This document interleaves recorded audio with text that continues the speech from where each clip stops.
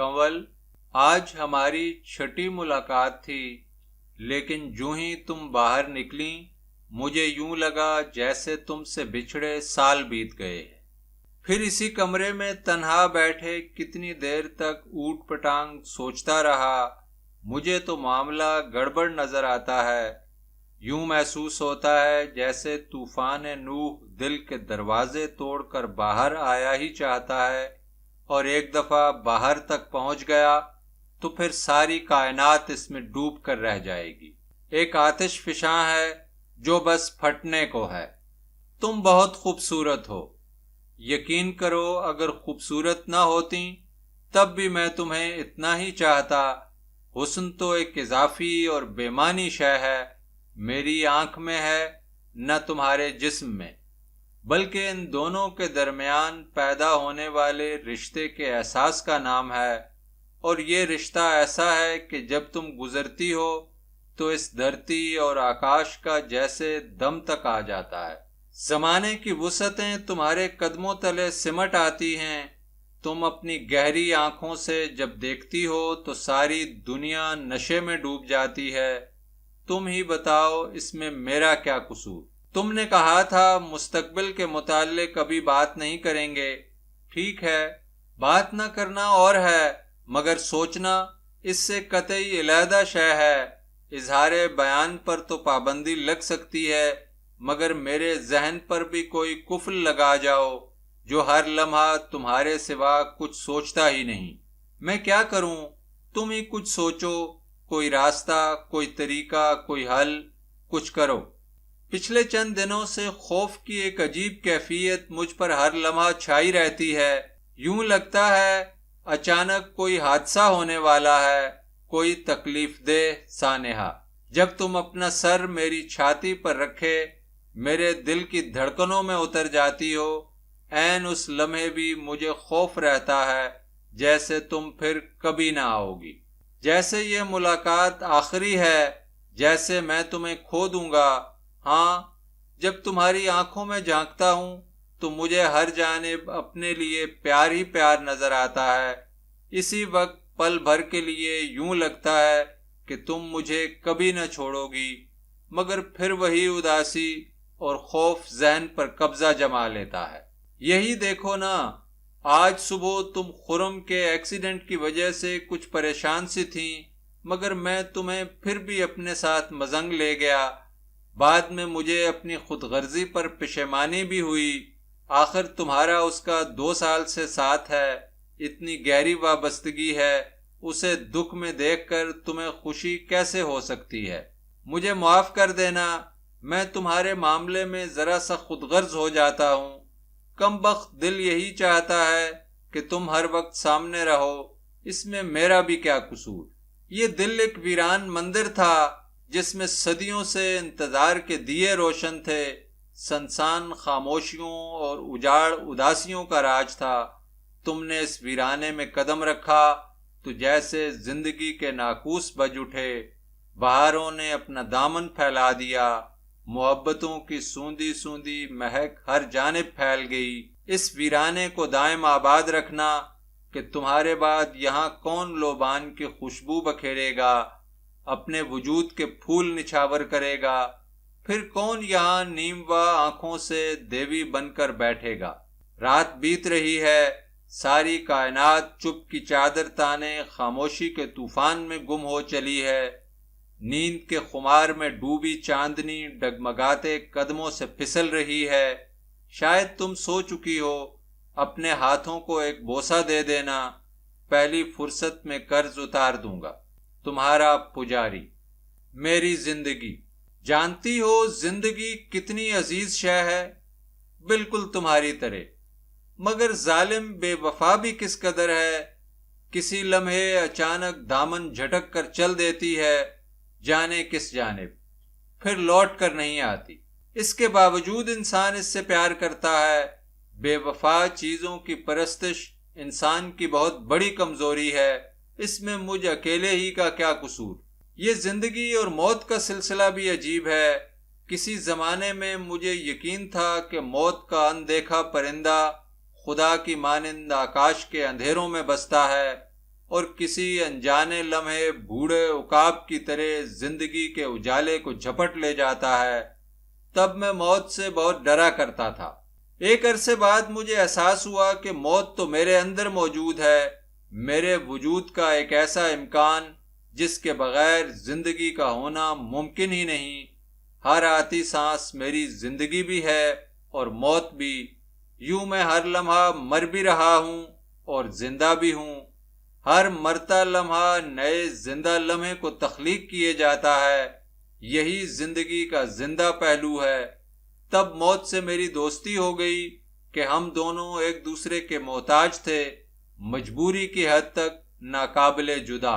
پھر تمہاری یادوں کی کائنات سر پر رکھے جب میں نے اپنی بیشتر سرد راتیں نہر کے کنارے چلتے چلتے گزار دیں، تو میں نے پہلی بار زندگی کو رینگ رینگ کر مرتے دیکھا۔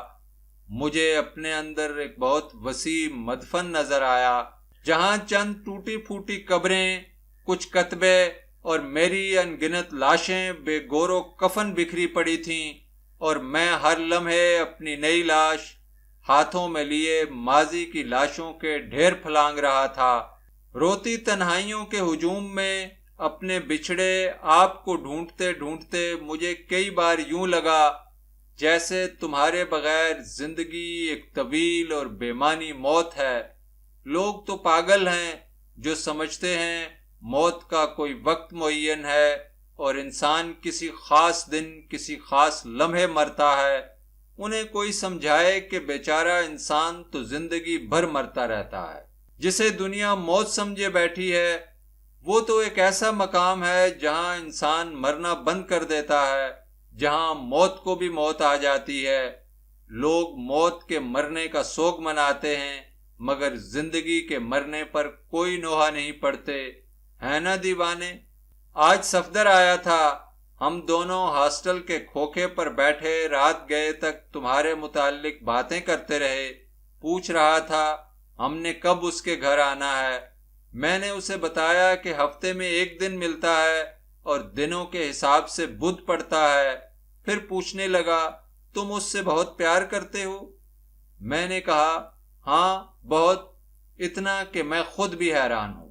بس یوں سمجھ لو انسان سے لے کر خدا تک جتنے رشتے ہیں انہیں 2 بار جمع کر لو تو میرا پیار ان سے کچھ زیادہ ہی ہوگا۔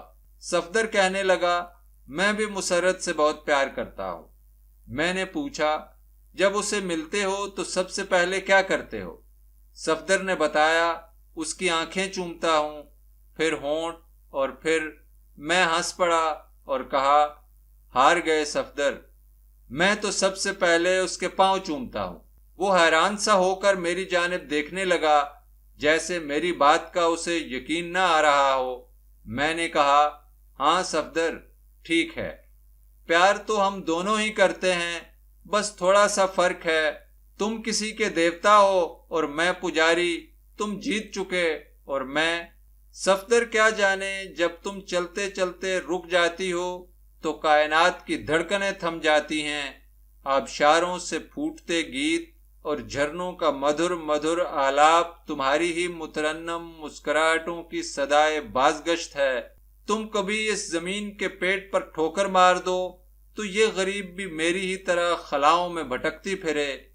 ایک زمانہ تھا کسی کے منہ سے ایسی باتیں سن کر ہنسی آ جایا کرتی تھی، میرا خیال تھا یہ باتیں محض استعارے ہیں جن کا زندگی کی حقیقتوں سے کوئی تعلق نہیں۔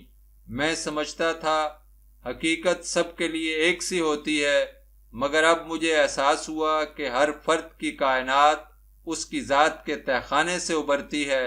بہت ممکن ہے میری کائنات کسی دوسرے کی دنیا سے مختلف ہو۔ شاید سب سے بڑی حقیقت یہی ہے کہ حقیقت ایک سی نہیں ہوتی، ورنہ ساری دنیا کے مرد ایک ہی عورت سے پیار کیوں نہیں کرتے؟ اور پیار تو 2 انسانوں کے درمیان باہمی رشتوں کا بہتا دریا ہے۔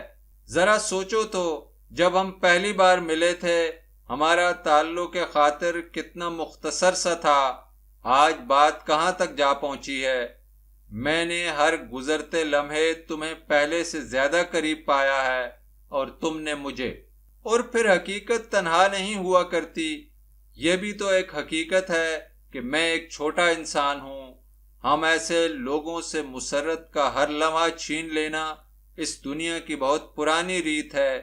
اس رسم دنیا کو بدلنا بھی تو حقیقت ہے۔ اور یہ بڑے لوگ، انہیں کیا خبر کہ پیار کیا ہے؟ ان کے سینوں میں سنگ مرمر کے احرام بنے ہیں۔ ان کے لیے عورت ربڑ کی بے جان گڑیا ہے جسے وہ کار کی فرنٹ سیٹ پر لٹکاتے ہیں، یا پھر ڈرائنگ روم میں سجا نیا صوفہ ہے۔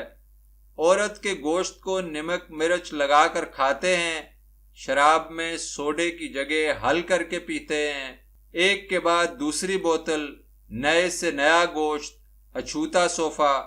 مگر تم عورتیں بھی تو عیسیٰ کی بھیڑیں ہو، آنکھیں بند کیے بیٹھی ہو، جانے تمہیں کاروں کے اندر لٹکنے سے کیا ملتا ہے؟ جسے دیکھو وہ انسان کے بجائے بے جان گڑیا بننے کی آرزو مند ہے۔ ہو سکتا ہے تمہیں ہم مرد جانوروں نے ذہنی طور پر مفلوج بنا رکھا ہو، مگر تم میں کوئی ایک بھی ایسی نہیں جو اس جبر کے خلاف میدان میں آئے، کوئی ایسی نہیں جو بوتل بننے کے بجائے انسان بننا پسند کرے، کوئی ایسی جو کار کے بجائے اپنی ٹانگوں پر چلنے کے لیے تیار ہو۔ دوسری جانب ہمارے دانشور حضرات ہیں جو الفاظ کے انبار تلے دبے بمشکل سانس لے رہے ہیں۔ ان کی حالت سماج کے مندر میں روایات کے مقناطیسوں کے درمیان ہوا میں معلق بتوں کی سی ہے۔ سومناتھ کی یہ نشانیاں تمہیں دانشگاہ کے ہر کونے میں معلق نظر آئیں گی۔ رسل نے ایک مرتبہ کہا تھا، جب کسی دانشگاہ کے کونے میں مجھے کوئی نوجوان جوڑا نظر آتا ہے تو مجھے یہ احساس ہوتا ہے کہ یہ ان کی زندگی کا سب سے زیادہ حسین وقت ہے۔ بیچارہ بوڑھا فلسفی اور بھی بہت سی باتوں کی طرح پیار کی دنیا کو بھی نہ سمجھ سکا۔ سچ پوچھو تو وہ خود بھی ایک بت تھا، ذرا سا غیر متوازن بت۔ پوری عمر اسے آرزو ہی رہی کہ کوئی عورت اس سے پیار کرے، مگر سوائے اپنی بیوی کے کسی عورت کا گداز سایہ اس کے جسم پر نہ پڑا۔ کوئی اسے قبر کی آغوش سے کھینچ کر واپس لائے تو میں اسے بتاؤں کہ دانشوروں کی بیمار جوانی کے جن زرد لمحات کو وہ امر کہتا پھرا، ان کی حقیقت کیا ہے؟ دور کسی کونے میں بیٹھی ہوئی یہ عجیب جنس زندگی کو خشک تصورات کے بوجھ تلے دبانے کی جستجو میں اپاہج ہوئی جاتی ہے۔ بتوں کی یہ حسین وادی نہ مرد اور نہ عورت مجسموں کا عجائب گھر ہے۔ ان میں سے ہر بت اس غلط فہمی کا شکار ہے کہ دنیا بال کھولے اس کے اشارے کی منتظر بیٹھی ہے۔ عشق و محبت کی وادیاں اسی کے دم قدم سے آباد ہیں۔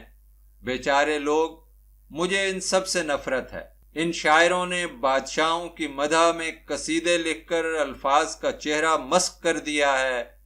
ادیبوں نے جھوٹے افسانے تراش تراش کر معنی کی دنیا ویران کر دی ہے۔ ان کے الفاظ و معانی کا تنگ قافیہ میرے جذبات و احساسات کا بوجھ سہارنے سے معذور ہے۔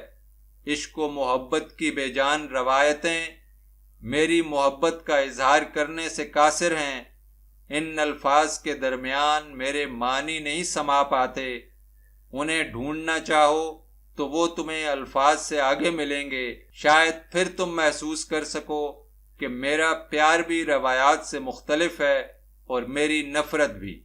شاید تمہیں پتہ چل جائے کہ میں ان تپتے صحراؤں میں آسمان کی جانب سر کیے صنوبر کے تنہا درخت کی مانند کھڑا ہوں۔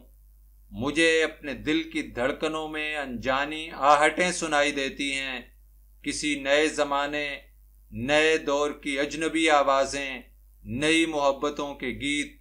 شاید تمہیں ان کا بھی کوئی سراغ مل پائے۔ لگتا ہے شاہدہ سے کچھ کھٹ پٹ ہو گئی ہے، اس کے بغیر اکیلے اکیلے تم کچھ عادی سی لگتی ہو۔ میں نے آج پوچھا بھی مگر تم ہنس کر ٹال گئیں۔ بھلا اتنے اچھے لوگوں سے بھی کوئی ناراض ہوا کرتا ہے۔ ہاں سنو، پرسوں شام میٹنگ پر تم ضرور آنا، بنگلہ دیش والے مسئلے پر بحث ہوگی۔ مجھے پتا ہے تم پکی بنگلہ دیشن ہو۔ ارے بھائی لوگو، میں بنگالیوں کا دشمن کیسے ہو سکتا ہوں؟ بلکہ یہ صحیح وقت ہے کہ ہم جماعتیوں کو دبوچیں، مگر مصیبت یہ ہے کہ تم سارے لوگ مجھ پر انتہا پسندی کا الزام لگا دو گے۔ دنیا میں، اس زندگی میں، الغرض کارزار کائنات کے کسی گوشے میں انتہا نام کی کوئی شے نہیں ملتی۔ ہم جسے انتہا کہتے یا سمجھتے ہیں وہ دراصل کسی نئے موڑ کی ابتدا ہوتی ہے۔ میں نئے موڑ سے آواز لگا رہا ہوں، ناسمجھ جسے انتہا سے موسوم کر دیتے ہیں۔ پرسوں ملاقات ہے اور ہم ابھی سے تیار بیٹھے ہیں۔ پیار۔